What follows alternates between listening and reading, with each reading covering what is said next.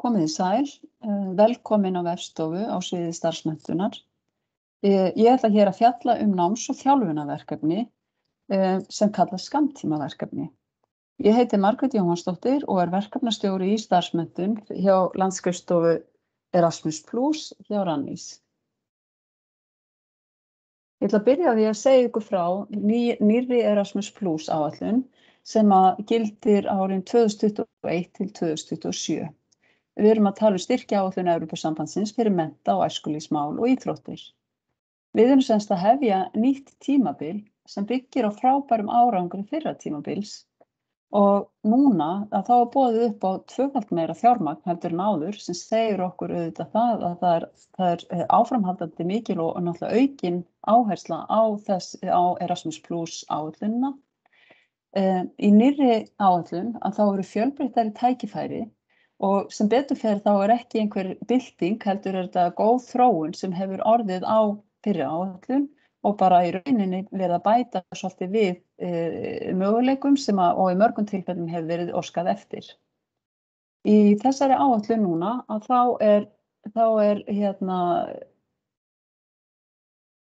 í þessari áætlun núna mjög mikil áhersla á 3 meginþemu. Og þessar áherslur að þær fara þvert yfir alla áætlunina og gilda í öllum verkefnaflokkum og öllum sviðum og öllum sektorum í áætlunni. Að ræða sterkari áherslu á inngildingu sem þýðing á inclusion. Við erum að tala sterkari áherslu á inngildingu og fjölbreytileika, einnig á grænt alþjóðastarf og stafræna starfshætti og færni. Núna þetta árið 2021 þá hefur Íslenska Landsskrifstofan til ráðstöfunar 5 milljónir evra til verkefna á sviði náms og þjálfunar.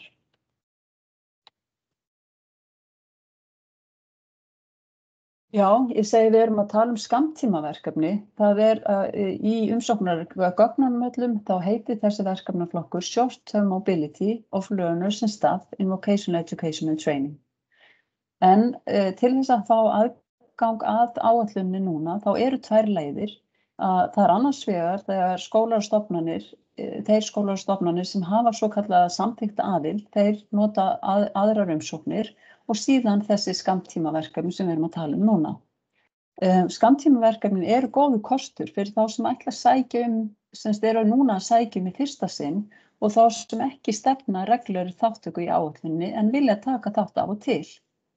Það hámark skammtímaverkefna miðar við 30 þátttakendur og fylgdarmenn og undirbúningsheimsóknir eru þar að auki. En það aðeins hægt að sækja skammtímaverkefni 3 sinnum á þessu tímabili sem á 5 ára tímabili og gildistími þessara verkefna 6 til 18 mánuðir. Það mögulegt að senda þáttakendur til þátttökulanda Erasmus+ og það umsóknarfrestir, hvað ég segja, þessi verkefni, þau eru sem sagt núna með umsóknarfresti núna í maí, en þeir sem í raun og veru stefna því að taka sem sagt þátt reglulega, við hvetjum þá til að hugsa aðildina, en það umsóknarfrestur aðildar einu sinni á ári og hann næst í haust, næst 19. október. En við erum að tala tækifæri nemenda og hvaða nemendur eru þetta? Það eru nemendur starfs- og listnámsbrauta framhaldsskóla, nemendur í vinnustaðaþjálfun og þessir sjáum í gögnunum, þetta oft kallað Initial Vocational Training eða IVET og síðan nemendur í staðfestri starfsmiðaðri símenntun sem sem sagt þið sjáið í gögnum oft fjallað sem CVET. Að auki þá geta útskrifaðir nemendur tekið þátt í 1 ár eftir útskrift. Og við erum að tala náms- og þjálfunarferðir og starfsnám hjá fyrirtækjum, skólum og stofnunum í öðru landi og námið eða þjálfunin skal vera hluti af námi nemenda og metið sem slíkt að dvöl lokinni og sem sagt þegar og dvöl eftir að námi lýkur sem farið í eftir að námi lýkur, hún skal líka vera metin og þá til dæmis mjög gott að nota skjöl eins og Europassan. Það mjög rík áhersla á gæði þjálfunar nemenda og það ber að fylgja gæðaviðmiðum Erasmus+ eða það sem heitir Quality Standards við sjáið í umsóknarforminu og þið undirritið í raun og veru í umsókninni að þið ætlið að fylgja þessum gæðaviðmiðum. Hér í raun og veru, á þessari glæru, þá sjáum við í raun og veru þá flokka sem að hægt að sækja í umsóknarforminu og við höfum ensku heitin þarna líka til þess að vera vissum og benda ykkur á að vera vissum að sækja í raun og veru rétta flokka. Í umsóknareyðublaðinu þá heita þessi flokkar svo activity types sem við erum að velja. Og fyrst ber að nefna nám og þjálfun í starfsmenntastofnunum, skólum og fyrirtækjum sem short term learning, mobility og vet learners. Dvalarlengd þessara í þessum flokki eru 10 til 89 dagar. Því að ef að að ræða lengri dvöl, þá það fellur undir flokkin sem lengri dvöl, nám og þjálfun í starfsmenntastofnunum, skólum og fyrirtækjum eða Erasmus Pro, long term learning, mobility og vet learners. Og þetta sem sagt sú dvöl sem 90 dagar til 365 dagar. Núna hægt að sækja þátttöku í nemakeppnum, það sem sagt skills competitions, og þarna geta nemendur tekið þátt sem og starfsmenn sem styðja við það. Og dvalarlengdin í þessum ferðum allt frá 1 upp í 10 dagar.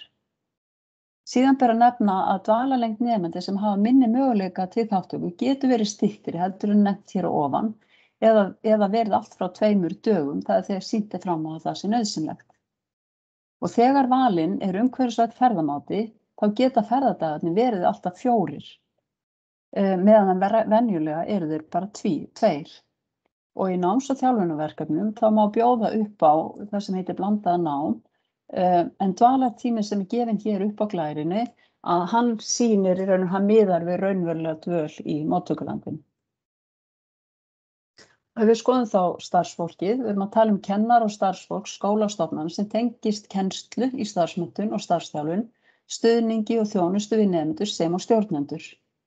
Einnig starfsfólk stofnana fyrirtæki sem tengist með beinum hætti starfsþjálfun nemenda hjá fyrirtækinu eða stofnuninni og starfsfólk stofnana sem koma að stefnumörkun og skipulagi starfsmenntunar í landinu. Dvöl starfsfólks getur verið í þátttökulöndum Erasmus Plus og þáttaka starfsfólks, hún skal styðja við starfsemi skóla og stofnana. Og aftur samskonar glæru voru með áðan núna fyrir starfsfólkið. Hér sjáum við sem sagt flokkana, möguleikana sem hægt að sækja Fyrst ber að nefna hérna það sem heitir starfsspeglun í skólum, stofnunum og fyrirtækjum. Það það sem kallað job shadowing og dvalarlengdin eru 2 til 60 dagar. Síðan gestakennsla sem heitir Teaching og Training Assignments og dvalarlengdin hér eru 2 til alltaf heilu ári, 365 dagar. Og síðan fagtengd námskeið og þjálfun, Courses and Training, eru dvalarlengdin 2 dagar til 30 dagar. Og síðan ber að nefna að í sambandi við fagtengd námskeið, þá styrkir vegna námskeiðsgjalda, þeir takmarkaðir við 10 daga og sem sagt það þannig að umsækjendur þeir velja námskeið sjálfir. Og það hafa verið gefnar út leiðbeiningar varðandi gæði námskeiða sem gott að fara yfir og kynna sér og það svona ákveðin viðmið þegar þið kemur að því að þið veljið ykkur námskeið. Síðan blönduð kennsla, það þáttaka starfsfólks sem getur verið að hluta rafrænt námskeið eða með annarri dagskrá. Og eins og hefur komið fram að líka fyrir starfsfólk, alveg svo nemendur að þegar valin umhverfisvænn ferðamáti geta ferðadagarnir verið fleiri, alltaf 4. Hér svo önnur tækifæri sem eru líka til þátttöku, það flokkar þarna sem eru undirbúningsheimsóknir, en þær farnar til að skipuleggja ákveðna ferðir nemenda og starfsfólks með það markmið að auka gæði, til dæmis lengri dvalar, ferði þáttakandi með minni möguleika á þátttöku og svo framvegis.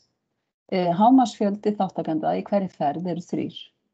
Síðan hægt að taka á móti sérfræðingum, invited experts, og þeir eru frá skólum og stofnunum frá öðrum löndum og hugmyndin að þeir séu að styðja við móttökustofnunina með ákveðin sérþekkingu og þeir geta dvalið sem sagt 2 til 60 daga. Og síðan það móttaka nema í kennaraleiðbendanámi, Hosting Teachers and Educators in Training, að í þessu tilfellum þá fær móttökustofnunin aðeins umsýslustyrk en sendistofnunin fær styrk fyrir ferðum og uppihaldi þáttakanda og dvalarlengdi hér 10 dagar til og alltaf 1 ári. Svona hér aðeins lýst yfir þessi helstu nýjungar sem í starfsmenntun núna, að þegar nýjungarnar felast í að það veittir þessi styrkir fyrir þátttöku í nemakeppnum sem ég nefndi, Nýjung líka styrkir fyrir námskeiðsþátttöku starfsfólks og áfram mjög mikil áhersla á nemendur og lengri dvöl, eða segja Erasmus Pro. Nýjung líka felst í blönduðum kennsluháttum og styrkjum vegna umhverfisvæns ferðamáta og þarna núna höfum við aukin tækifæri og sveigjanleika til að tryggja tækifæri sem tryggja mögulega þátttöku þeirra sem hafa færri tækifæri. Og bara aðeins að sýna ykkur að það búið að auka þegar við erum að tala jafn tækifæri þá í raun og veru dálítið víð verið að reyna að átta sig á hvað verið að tala og þetta svona breiður rammi. En í handbók Erasmus Plus eru eftirfarandi atriði nefnd sem ástæður sem gætu réttlætt aukinn stuðning við þátttakendur og þið passið að þessi upptalning ekki tæmandi, heldur veitir hún ákveðin viðmið til þess að auðvelda þátttöku allra í áætluninni. Á heimasíðunni hjá okkur erasmusplus.is að þar nánar fjallað alla þessa liði sem hér ræðir. Við erum að tala ýmiss konar skerðingar, veikindi, hindranir vegna tengdar menntakerfinu, menningarmun, félagslegar hindranir, efnahagslegar hindranir, hindranir vegna mismununar og landfræðilegar hindranir.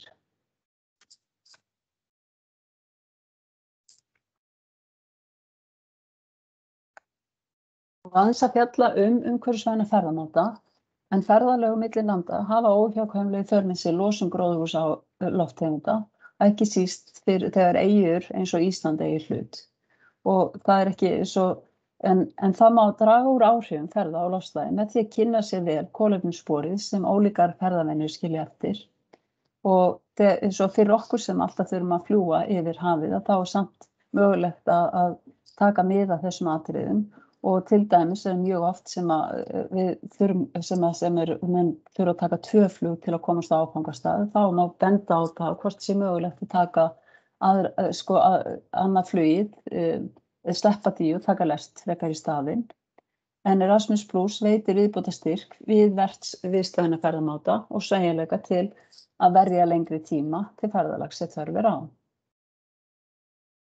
Hér aðeins Hér svona, yfirlit yfir þær styrkupphæðir sem þá styrkflokka sem eru að ræða. Þetta bara svona rétt að koma inn á þessa þessa meginflokka, en ég vil benda ykkur eindregið á að skoða nákvæmari upplýsingar þetta í Erasmus Plus handbókinni og á heimasíðunni hjá okkur erasmusplus.is. En fyrst ber að nefna umsýslustyrk sem veittur vegna þátttöku einstaklingana. Hann mismunandi eftir flokkum dvalar og getur verið 100 evrur, 350, 500 evrur á mann.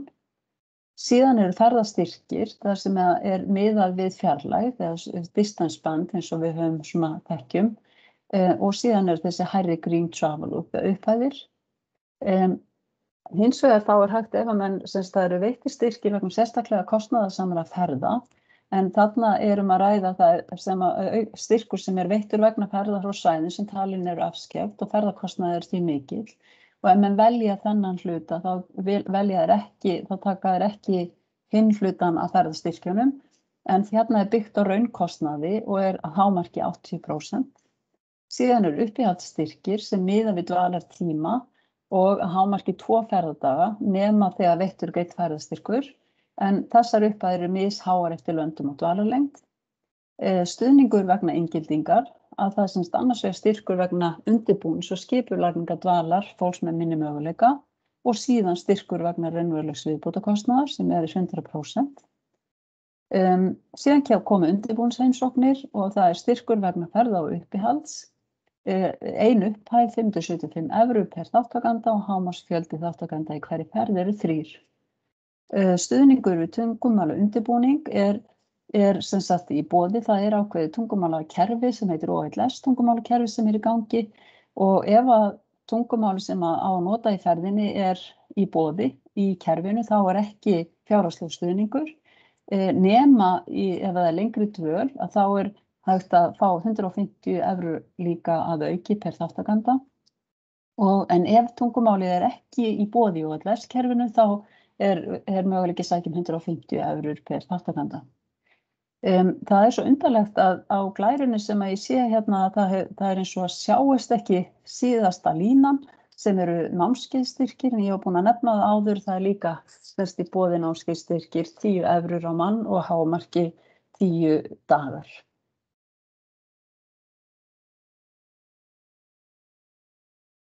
Og bara aðeins að sýna ykkur hérna viðmótið þar sem þið sækið umsóknareyðublöð, þið farið inn á erasmusplus.is og það krækja á umsóknareyðublöðin. Þið þurfið að passa þegar þið komin inn í kerfið að velja örugglega réttan verkefnaflokk, þið eruð að velja verkefni sem heita KA 122 VET fyrir Vocational Education and Training, Short Term Projects eða skammtímaverkefni, svo við köllum þessi verkefnaflokk, Short Term Projects for Mobility of Learners and Staff in Vocational Education and Training. Og við sjáum hérna umsóknarfresturinn 11. maí og hérna bara aðeins þessa flokka sem eru í umsóknareyðublaðinu. Fyrst það sem heitir kontekst, þar bara í raun og veru að fjalla heiti verkefnisins á íslensku og ensku, lengd verkefnisins og tungumál sem á að skrifa umsóknina á og þið megið alveg skrifa þessar umsóknir á íslensku.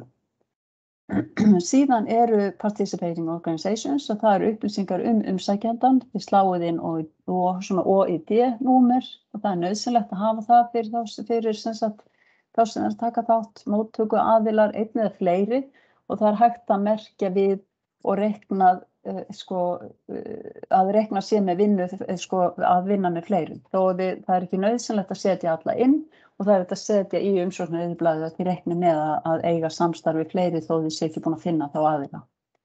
Síðan background og hér komu upplýsingar umsækjandann og ég vil bara segja, lesið spurningarnar og svariði vandlega, svariði því sem spurstuðum og hugsið alltaf samhengi verkefnisins þegar þið eru að lýsa stofnuninni. Kaflinn objectives eða markmið, að hér skal skýra þörfina sem liggur að baki verkefni umsókninni og markmið verkefnisins útskýrð og þá komið activities að þar kemur áætlun ferðir og fjölda þáttakenda. Quality standards eða gæðaviðmiðin sem þið þurfið að samþykkja og fylgja eins og ég nefndi áðan. Follow-up kaflinn snýr eftirfylgni og kynningarstarfi og summary að bara vandið sérstaklega gott yfirlit og athugið það verður líka að skrifa summary á ensku ef umsóknin skrifið á íslensku. Já, það semst umsóknarfrestur 11. maí 2012, ég bara biðst innilega afsökunar, þetta á auðvitað að vera 11. maí 2021. Nánari upplýsingar eru á erasmusplus.is og athugið sérstaklega Erasmus Plus handbókina, að skoða vel það sem heitir Program Guide. Hafið þið endilega samband eins og þið þurfið. Ég sem tengiliður sendi mér skilaboð margretjohansdóttir@rannís.is og lokum þá vil ég bara óska ykkur góðs gengis og hlakka til að sjá frá okkur spennandi umsóknir. Takk fyrir.